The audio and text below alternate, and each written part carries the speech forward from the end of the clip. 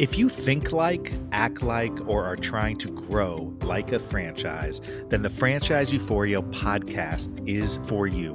Hello and welcome, everybody. Josh Brown here, and I created this podcast for one main goal: to help people who are trying to grow their business through franchising or franchise-like structures. I've been practicing law now as a franchise lawyer for many, many years, and I've seen it done the right way and the wrong way.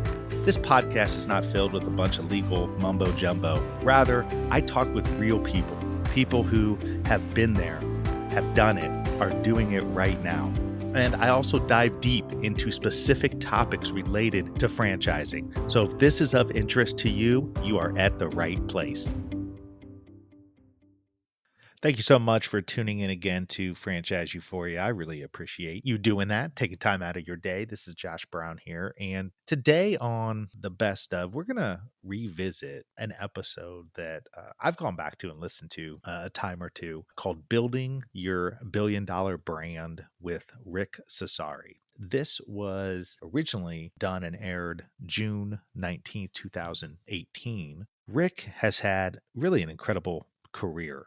He was the marketing vision behind GoPro and the George Foreman Grill and Sonicare and Rug Doctor and a whole bunch of household brand names. And, you know, at the time, back in 2018, he was releasing a book. And so he came on and talked about the philosophies that he's incorporated for all these brands and ways in which you can incorporate similar philosophies into your brand. And as I put the finishing touches on this new series for the podcast, which is focused on building your brand and building an enduring and long-lasting franchise system, I thought, what better than to go back and revisit somebody who's got real-world practical experience in literally helping brands go from zero to $1 billion in sales.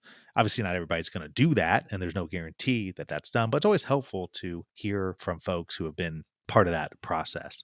Also, note, there may be some ads and stuff on this episode that are no longer viable in terms of products and so forth, but that's what you get for, you know, going back to an episode that here dates back to, almost 3 years ago. That's what happens when you have a podcast that's been going on for almost 8 years. So in any event, without further ado, I hope you enjoy this revisit with Rick Cesari from back in 2018. Hello, Rick. Welcome back to Franchise Euphoria. Hey, Josh. Great. Thanks. Great to be here. I say welcome back because you've technically been on the show before because we recorded it at one point in time, but it never went live because we had technical issues. So happy to welcome you back. We were talking a little bit about this, off the recording, but you've got a tremendous history with brands. I mean, some of the brands, as was indicated in introducing you, was, you know, iconic brands: the Juiceman, Sonicare, the Breadman, the George Foreman Grill, OxiClean, Rug Doctor. I mean, it goes on and on and on. I don't even think I hit all of them. But really, in franchising, it's so important to be able to sell your brand so that you can build your brand. I mean, how did you come about this idea or this notion of the brand responsive advertising that you've mastered, but I think you began back in the early 90s?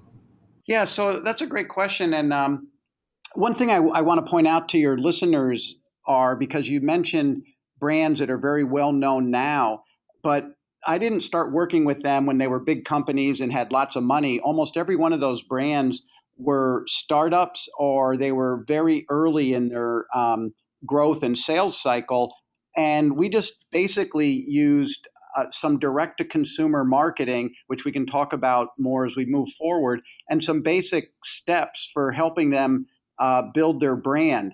And so just, we don't want to scare people away thinking, oh, these are big brands, they can afford to pay a lot of money. Every one of them that I worked with were doing zero or very little in sales, and we're able to basically build them from nothing to pretty successful, iconic brands just by some of the marketing that we help them implement. Well, and so is that, and you're saying you did that through a direct to consumer kind of marketing, going on, doing infomercials, all those sorts of things, right? Correct. Was that something that you came up with, or did you see other folks doing that? I mean, I'm trying to remember back into the early '90s. I can't remember when I first saw my first infomercial. I'll tell you a little bit about the background just because I didn't necessarily come up with it, but I've probably been doing it as long or longer than anybody in the country really, because the very first people to start using them actually started in the mid 80s, and they were using them to promote real estate seminars. And I was in the real estate business. And actually, my background, I have a degree in biology, believe it or not, but I just had a knack for marketing. And I started using them to help promote some live real estate seminars. But my real passion was health and nutrition. And I had an opportunity to work with someone named Jay Cordich, who was known as the Juiceman. And we used the same television to really drive people to live seminars and basically gave them a 90-minute talk or lecture about the benefits of drinking fresh juice. And by the end of that time, the people were ready to buy a juice machine. And that business kind of just took off and was the start of all of the other brands that you mentioned. Well, and the idea behind it, right, for people is you're basically showing people how these things work. I mean, you're showing them the benefit, right? I mean, they're getting good visual of the benefit of it, and that if you can do that, and it's something where it resonates with people, then you can start to really build up a brand from that. I mean, is that the whole concept? That's part of the concept, and that's one of the really important things. And actually, when we're talking about the juice machine, one of the reasons we had a lot of success, and just so your listeners know, we were able to grow that business from 0 to 75 million in sales in just over 4 years. Wow. Yeah, and we were up against big companies out of Germany called Krups and Braun. But you mentioned focusing on the benefits, and one of the things we did, those were German engineering companies, and they talked about the features of a juicer, a stainless steel blade, and a half horsepower motor. And what we did is we focused on the benefits of the product, the benefits you would get from drinking fresh juice. You could have more energy, lower your cholesterol, things like that. And so we really didn't focus on the machine. And that was something that took off. And really, I used then as something in all the other products you mentioned with the Sonicare toothbrush. We didn't focus on the sonic technology, but the fact or the benefit that it could clean beyond the bristles and reach bacteria in your mouth that was beyond the reach of other products. So that's something to keep in mind. Regardless of your business, is always focus on what the benefit is to the end user or consumer that you're trying to market to. Well, so you said you got a degree in biology and you just had sort of a knack for marketing. I mean, how did you get into that? I mean, how did the Juiceman people, when they were starting out, how did they find you, or did you find them, or what was the circumstance that led to you guys working together? Yeah, that goes back to I mentioned I was in real estate. So I graduated with a degree in biology. I was going to school in Pennsylvania. I applied to dental school, and I didn't want to go to school for 4 more years. So I moved back down to Florida where my family was living. And I started reading a lot of books. I'd alternate between a motivational book, like Think and Grow Rich, and then one where I was looking at how people that had made a lot of money made money. And at the time, it was in real estate. So I got a real estate license and started basically trying to buy real estate. But I went to a lot of seminars. And after I had some success at one of the seminars, the person started using me as a testimonial. And then I helped him do some marketing. And that's really, I learned it just by going out there and doing it.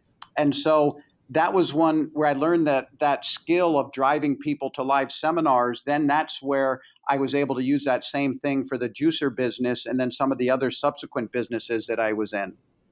Well, and we all know. I mean, I got to imagine doing infomercials on television have to be kind of expensive. I mean, you're getting a lot of time on air. Is that assumption wrong? Am I wrong in that assumption? No, it is, and again, that is an expensive first step for many people is using TV. But what I try to focus on with any business that I'm working in is to figure out a way of using some direct to consumer marketing. It doesn't have to be TV. I mean, I still use direct mail for some things. But the important thing to remember is that when you're advertising, and this is the difference between brand advertising and brand response, is there always is some type of offer where you're asking the people to respond.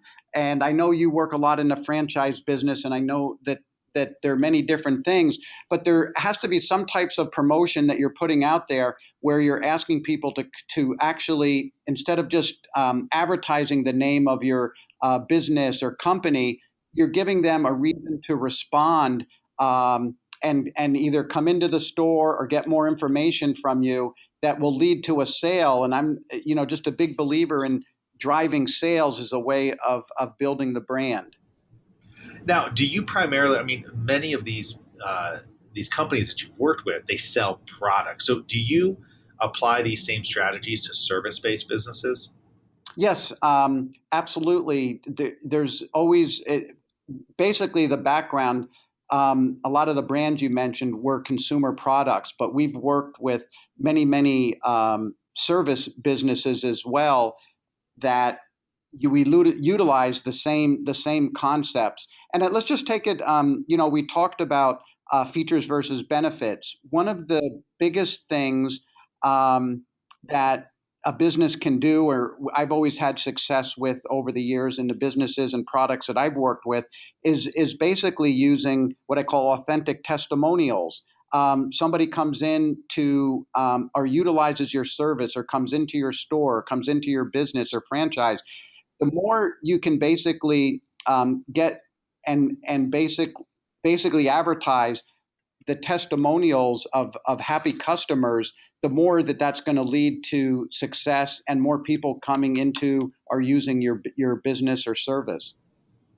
Well, yeah, and I mean, it's so true. I mean, that's the thing is, having people pay attention. It's like the Yelps, right? Yelp of the people. It's so funny. I was just on a family trip, went to Florida.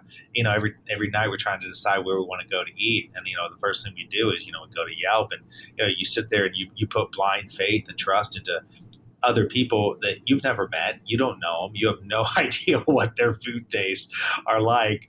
But I can remember sitting there with my family, and and my wife would be saying, well, this restaurant has, a rating of 4.7, and this restaurant has a rating of 4.4. So let's go to the one that has 4.7.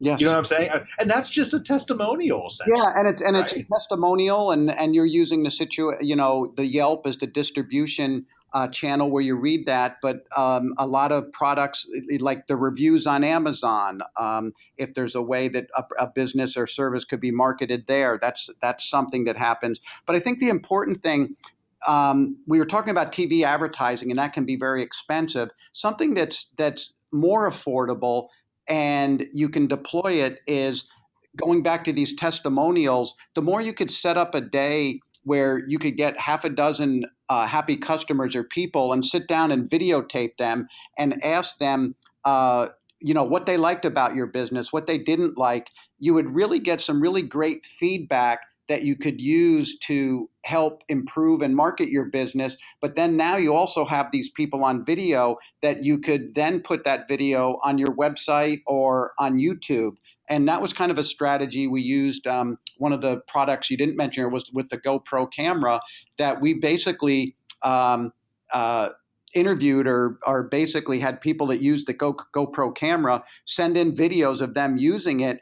And that business kind of grew virally just from people sharing the exciting videos that they found on the website. That's awesome. That's one of my favorite companies too. I mean, that I love the GoPro. And in fact, when we were in Florida and I had a camera, I was kicking myself because when we were in the ocean, I was telling my wife, I go, man, I needed to get my GoPro for this trip to be able to go. It works underwater too. I know. That's why I needed the GoPro. I needed to be able to go underwater. So, but you started working with them. It's from startup phase, right? Yeah, I was. Sometimes I'll go to different trade shows and walk around just to kind of see what's new out in the marketplace. And I was at the outdoor retailing show in Salt Lake City. This is probably about 8 years ago now. And the founder of the company, Nick Woodman, was basically selling these early prototypes of the camera out of the back of a Volkswagen bus. He couldn't afford a trade booth, so he brought his Volkswagen bus, kind of a surfer type setup, put some sand on the floor and some lounge chairs and an umbrella, and was basically selling the cameras to people that would walk by. And for whatever reason, either it was his salesmanship or the product itself, I told him that this would be a great product that we could help market, and basically started working with them, and had a little bit to do with helping them go from zero to about $1 billion in sales in 8 years. Yeah, so he went from the back of his VW to a shark on Shark Tank. But didn't he go on there as a guest at one point in time? Yes, he was on an episode of Shark Tank, and when I met him, so 8 years later, after the company went public, he sent me an email the day that they went public, thanking me for his help. I would have preferred to get more stock options; that would have been better. But since then, he's bought a Gulfstream and a 180-foot yacht with a helicopter on the back, and takes surfing trips with his friends now. So he's made out well personally. The business isn't doing as well as it was earlier because of all the competition, but that was a real big success story. Well, it was so innovative, and the thing about it was that I talked to so many people, especially in the production world, who were literally now, getting rid of all their, thousands and thousands of dollars of equipment and everything, and just going with a GoPro to film Yeah, things. the technology was really awesome. It was a great little camera for the money, and many TV networks were using it. They used it quite a bit on The Deadliest Catch, and a lot of others, because it just works so well and is so portable, that it's kind of spread like wildfire. It was the right product at the right time. Well, so obviously, like when you're working with somebody like, Nick from GoPro and some of the others, you had a history there that you could tell them about, with some very well-known brands. So I'm curious. I mean, so when you are starting to work with GoPro, are you the idea guy? I mean, are you the guy that's coming up with, hey, let's, you said it kind of blew up virally, right? Because you had people sending in their own videos. Are you the person who comes up with that and then kind of helps build a strategy around it? And same with like the infomercials. I mean, are you helping to write the infomercials, or like what's your exact role in that? Yeah, so that's a great question, and there's an old saying: "Success has many fathers, but failure is an orphan." And with the case of the GoPro, Nick actually came up here, and we had a few. I remember this. We went to a local restaurant that was on Lake Union and had a few beers, and he ordered some chili cheese fries. And we sat down, and he told me how he wanted to grow the business to $1 billion company. So he started out with this vision. I think probably one of the biggest things that I did, and absolutely not taking just taking a small piece of the credit for it. But it goes back to that direct to consumer marketing. So he could have just made regular videos, but one of the things that we came up with, and if you look at any GoPro video, there's a couple unique things about them. Everyone is started with a brand logo and ends with a brand logo. So it's kind of like a sandwich, and then the user generated footage is in the middle. But I think the biggest thing that helped propel the sales growth was that we started a contest. So at the end of every video, whether it was online or ones we put on TV or wherever on YouTube, it said, go to our website and someone will win one of everything we make every single day. So there's that direct to consumer response component. So people would see the video, they liked it, they would go to the website, and three things would happen. One, in order to enter the contest, they'd have to leave their name and address. So the company started to build a database, and they were able to remarket to these people. The second thing is that people would go to the website and they'd see other cool videos and share them, and that's how it grew virally. And the third thing, which is the most important and the best, is that many people that went to the website actually bought the cameras. So the advertising became kind of a self-funding advertising campaign. And I think it was that little thing that we did at the very beginning of their business that helped with their initial growth. So is it harder now to get people's attention? I mean, in this world we live in now, I mean, I can imagine the '90s, you're doing infomercials, stuff like that. I mean, really, the primary medium then what was TV. A lot of people eyeballs are on there, and now you've just got so many mediums capturing people's attention. Is it harder for you when you're working with brands to really figure out how you're going to get that attention that you need to help propel these brands? Yeah, it's definitely it's kind of a trade-off. I could answer and say yes, it's harder, but on the because if you wanted to reach a mass market before, like you just said, you could make a TV commercial and reach many people. Now people's viewing habits are changed, but from a marketing perspective, there's many less expensive ways to reach the consumer and especially targeted to the consumer so that it's actually, from a marketing perspective, a little easier. I was reading a great blog post recently about the advent of what they call mini brands. And if you think about, let's just take the mattress category. There used to be many different mattresses, but now all of a sudden, like a mini brand like Casper, Yeah. or there's other ones. And these companies were built specifically with maybe Facebook advertising or maybe just doing email or building a website and doing e-commerce and email marketing.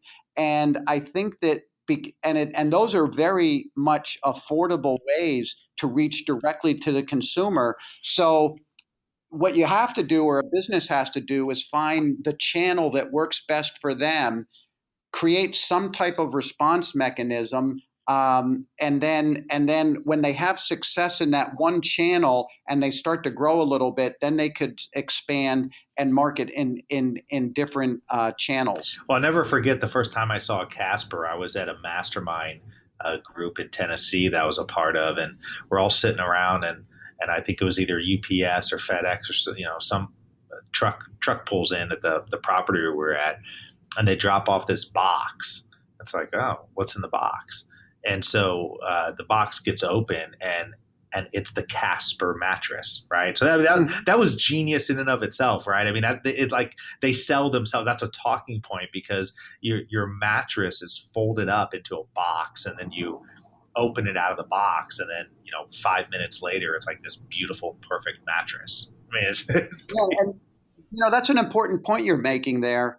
That these guys are taking on big mattress companies that have been around for years and years and years.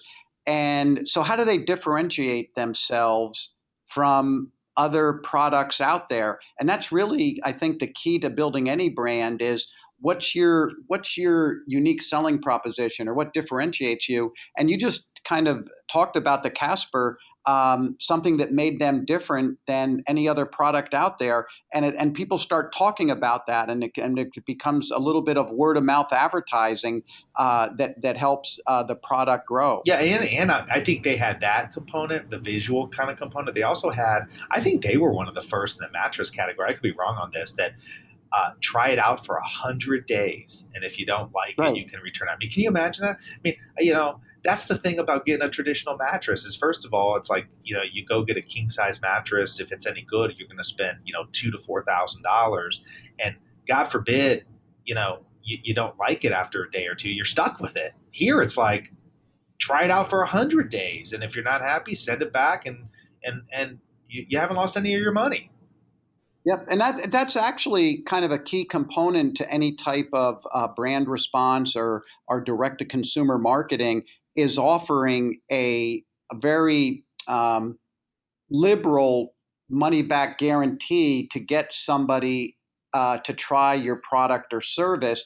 And really, we can talk about these things, but underlying a lot of it are basically financial pro formas. Like in the case of Casper, they probably have done this, and they know that their return rate, even with that 100-day or 120-day money back guarantee, which is a really big selling point, they know that maybe only 5% of the people that try the product will send it back. So, but to basically go out and make an offer like that, that's kind of disrupting the whole mattress thing.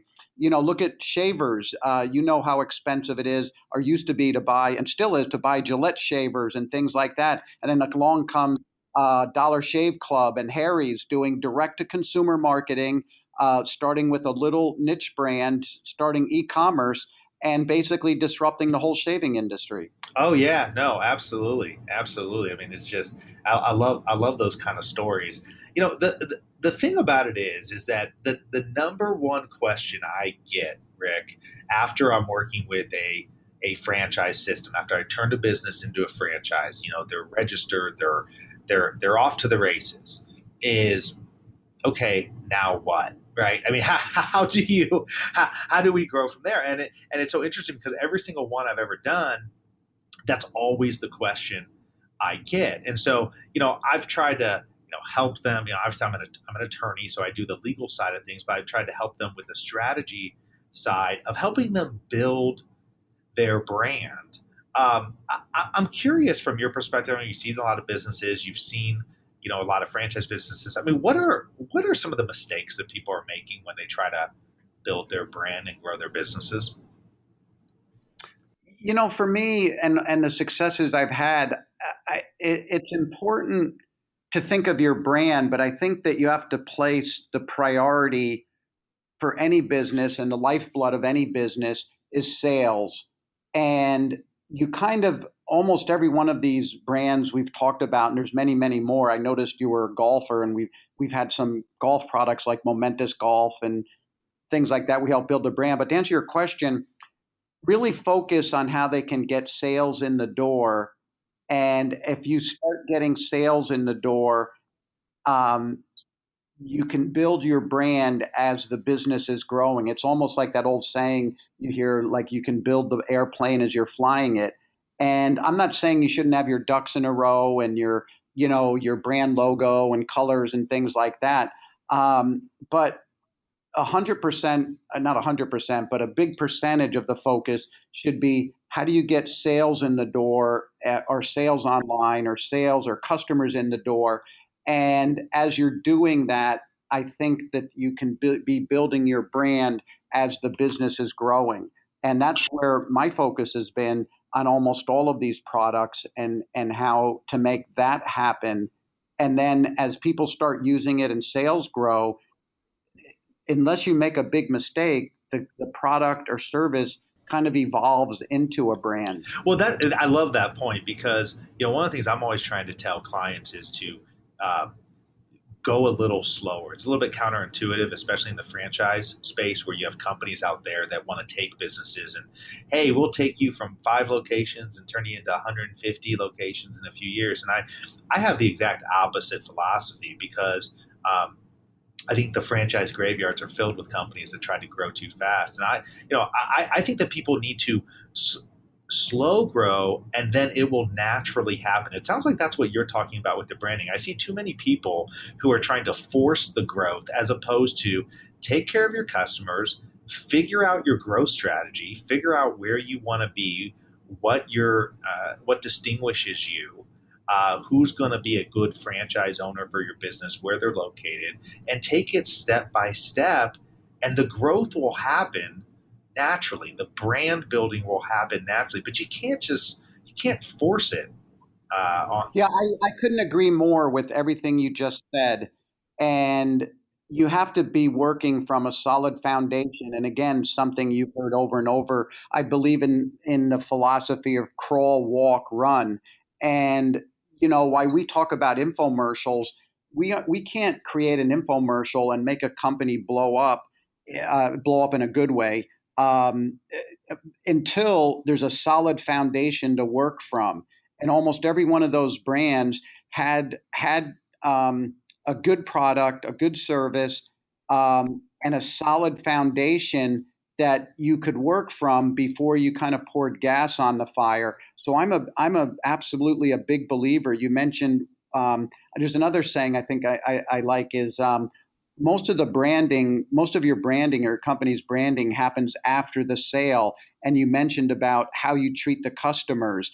And those are the things as you're building your business, you should be really, really focused on the customer experience. And that's really what brand building is the experience that each customer has when they come in contact with your business.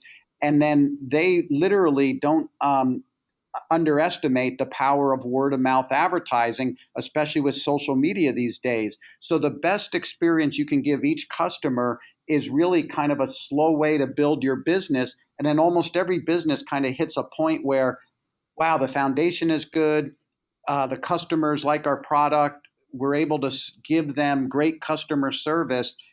And then now you can put in advertising that can help the business grow. Now you've got a book coming out, right? It still hasn't come out, called Building $1 Billion Brands. That's correct. When's it due to come out? August 1st, and it'll go into a lot more detail on many of the brands we talked about today, but really kind of from a startup standpoint, what are some of the basic things that all these businesses did in the beginning and then as they grew. And they can get that at my personal website, which I didn't have the first time we talked, but it's rickcesari.com. That's RickCesari, rickcesari.com. And I have my original book on there called Buy Now, and then also the new one. And then also they can download some good information on there when it comes to building their brand. So do you still work with folks? I mean, you're working with companies still? I do on a limited basis. I've transitioned. I've owned a direct response agency for the last 25 years. And literally in the last year or so, I've started to transition to doing more speaking, writing, and consulting. But every once in a while, what I feel is like a fun product or project will come along, and then I can kind of dive in and get hands on and work with the company or person that has a product or service. Well, you've had a tremendous career. I mean, some of the brands that you've worked with, I mean, all of them are just legendary. And obviously there's something to exactly what you've been able to do. And I just appreciate you coming on and sharing that a little bit. Because like I said, the biggest problem in franchising for new and emerging franchisors is they don't know how to build their brand in the right way. So I so appreciate you coming on here and sharing some of that, sharing some of your experiences and knowledge, so that hopefully some people who are listening can take that to heart, from somebody who's done it over and over again. Yeah, and I really appreciate the questions and the conversation, because I believe our philosophies are pretty much aligned in the way we would approach a business. And I've had success doing it, and you've had success doing it, and just for the listeners out there, just find an affordable channel. I forgot to talk about PR. I know we're kind of wrapping things up, but I've started a couple businesses just using public relations and PR to drive people to a website. And whatever you can find that works, that will pay for itself, is at the end of the day the key to building the business. Well, I'm just going to start telling my clients, don't take it from me that you should do this. Rick agrees with me as well, and I think that there might be some more credibility there. Well, listen, you've been a treat. I really enjoyed talking with you. I'd love to have you back on to talk about the PR. Definitely, when your book comes out, if you're making the rounds again, definitely reach out to me, because I'd love to dive into that. Love to read it. Yeah, I'll send you a copy, and I would love to really maybe dive in. This was kind of a broad brushstrokes overview, but we could get down and talk about some tactical things that some of the companies that I'm working with or I've worked with in the past have used to kind of get started and get those sales coming in the door, and get a little bit more specific with some ideas that your listeners could use. Let's do it. And we'll leave that as a teaser, right? We'll leave that as a teaser for the next time that you come on to do that. Because I think that would be a lot. I think this broad strokes, the interview today is good, because it kind of gives people sort of the framework from which you work. I would love to dive into the details a little bit more because I think people can extrapolate a lot of things from that as well. Yep, and one thing to keep in mind is everyone thinks their business is different, and it won't, and what works for one business won't work for another. And I've been fortunate to work with many businesses along many different categories. And while one thing, isn't necessarily true for everyone, a lot of the techniques and the things we talk about have worked over and over again for many different businesses in many different categories. So I think it would be a real benefit to your listeners. Thank you so much for tuning into another episode of Franchise Euphoria. If you enjoyed it, please head over to Apple Podcasts and leave a rating and review. It really helps to get this show out to more and more people. Also, if you have any questions, have ideas for guests or topics, please email me, josh@indyfranchiselaw.com. That's josh@indyfranchiselaw.com. And finally, please note that this podcast is for entertainment and educational purposes and is not in any way, shape, or form meant to be any kind of legal advice. If you're seeking legal advice, please contact a lawyer. Have a great one. Happy franchising.